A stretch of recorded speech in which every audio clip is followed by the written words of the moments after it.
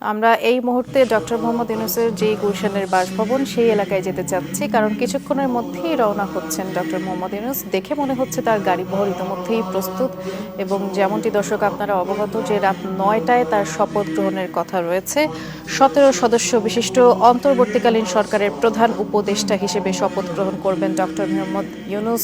তার গুলশান ২-এর বাসভবনের সামনে সকল গণমাধ্যম কর্মীরা উপস্থিত, এবং তার যে গাড়িবহর সেটিও উপস্থিত দেখতে পাচ্ছি। ঠিক ঘড়িতে এই মুহূর্তে ৭টা ৫৩ বাজছে। এর মানে ১ ঘন্টার মধ্যেই শপথ গ্রহণের যে আনুষ্ঠানিকতা সেটি আসলে শুরু হয়ে যাবার কথা।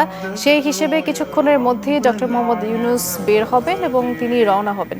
আমাদের সহকর্মীরা ইতোমধ্যেই আপনাদেরকে শেষ সময়ের খবরটুকু জানিয়ে দিয়েছে। যেমন বঙ্গভবনে সব ধরনের প্রস্তুতি কিন্তু ইতোমধ্যেই সম্পন্ন। ১২০০ অতিথি সেখানে আসবেন। এর মধ্যে গণ্যমান্য যারা আছেন এবং উল্লেখযোগ্য যারা আছেন ইতিমধ্যেই সেখানে পৌঁছে গেছেন। সকল রাজনৈতিক দলের গণ্যমান্য ব্যক্তিরাও সেখানে পৌঁছেছেন। আওয়ামী লীগ বাদে বাকি যে সকল রাজনৈতিক দল রয়েছে তার যে পরিচিত মুখ তাদেরকে আমরা দেখেছি সেখানে উপস্থিত হতে।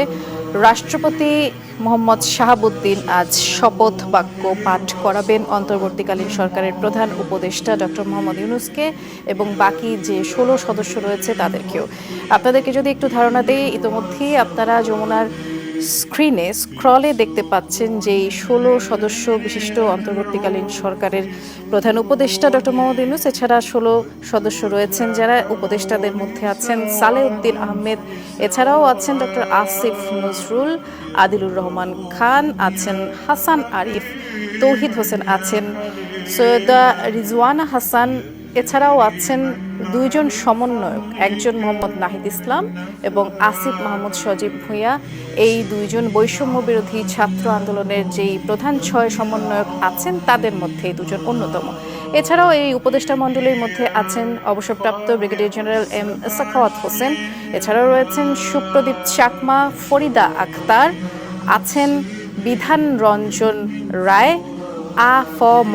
খালিদ হাসান আছেন, এছাড়াও রয়েছেন নূরজাহান বেগম, শারমিন মুর্শিদ এবং ফারুকি আজম।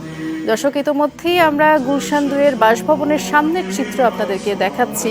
খুব সম্ভবত ডক্টর মোহাম্মদ ইউনূস এই মুহূর্তে বের হবেন। তার বাড়ির সামনে যে গাড়িবহর সেটি প্রস্তুত আছে এবং এই গাড়িতে করেই তিনি আসলে বঙ্গভবনের উদ্দেশ্যে রওনা হবেন। এবং বঙ্গভবনের দরবার হলে ইতোমধ্যেই যেই আমন্ত্রিত অতিথিরা তারা এসে পৌঁছে গেছেন, অনেকে আবার পথে আছেন, পৌঁছাবেন। ইতোমধ্যেই আমার সহকর্মীরাও সেখানকার যেই আপডেটটুকু আপনাদেরকে জানিয়ে দিয়েছেন। আজ রাত ৯টায় শপথ নেবেন শান্তিতে নোবেলজয়ী অর্থনীতিবিদ ডক্টর মোহাম্মদ ইউনূস এবং রাষ্ট্রপতি মোহাম্মদ শাহাবুদ্দিন তাকে শপথ পাঠ করাবেন। এই অন্তর্বর্তীকালীন সরকার ১৭ সদস্যের, প্রধান উপদেষ্টা ডক্টর মোহাম্মদ ইউনূস, বাকি থাকছেন ১৬ জন। এবং অন্তর্বর্তীকালীন সরকারের আকার কেমন হতে পারে সে সম্পর্কে কিন্তু গতকালই অর্থাৎ বুধবার সেনাবাহিনীর প্রধান জেনারেল ওয়াকারুজ্জামান সেনা সদর দফতরে এক ব্রিফিংয়ে কিছুটা ধারণা দিয়েছিলেন। তিনি তখন বলেছিলেন যে অন্তর্বর্তীকালীন সরকারের সদস্যের সংখ্যা হতে পারে ১৫ জনের মতো, ২-১ বেশিও হতে পারে, এবং হলো তাই মোট ১৭ সদস্য থাকছে এতে।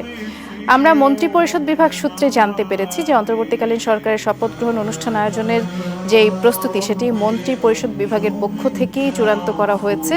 এবং আজ সচিবালয়ে মন্ত্রিপরিষদ বিভাগের সামনের পার্কিং জোনে ২১টি গাড়ি রাখা হয়েছে, সেটিও আমরা আপনাদেরকে দেখিয়েছি, যার মধ্যে একটি বিএমডব্লিউ গাড়ি রয়েছে। এই বিএমডব্লিউ গাড়িটি আসলে প্রধান উপদেষ্টা যিনি ডক্টর মোহাম্মদ ইউনূস তার জন্য বরাদ্দ করা।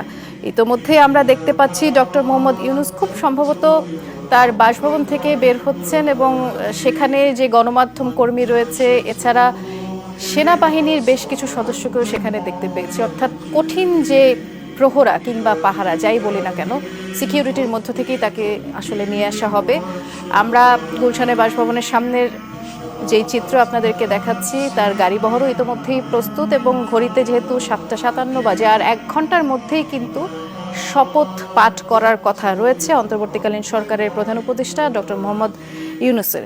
এবং আমরা যেমনটি জানতে পেরেছি, এই শপথ নেয়ার পর রাজধানীর রমনা এলাকায় যেই রাষ্ট্রীয় অতিথি ভবন আছে যমুনা, সেখানেই উঠবেন ডক্টর ইউনূস এবং তিনি এই যে অন্তর্বর্তীকালীন সরকার প্রধানের দায়িত্ব পালনকালে সেখানেই থাকবেন। আর এজন্য যমুনা প্রস্তুত করা হচ্ছে, ইতোমধ্যে নিশ্চয়ই সেটি প্রস্তুত করা হয়েছে, যেহেতু এর আগের সাবেক প্রধানমন্ত্রী বলা চলে শেখ হাসিনা সরকারের পদত্যাগের 4 দিনের মাথায় আজ 17 সদস্যের এই অন্তর্বর্তীকালীন সরকার গঠিত হচ্ছে।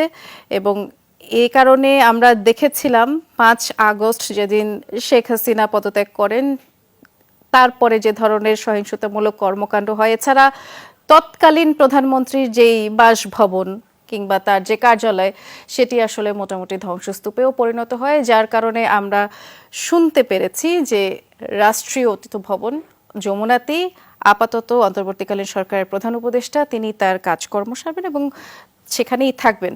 আমরা গুলশান 2 এর বাসভবনের সামনে যে অবস্থা আপনাদেরকে দেখাচ্ছিলাম, ডক্টর মোহাম্মদ ইউনূসের আসলে বের হয়ে আসার যেই প্রতীক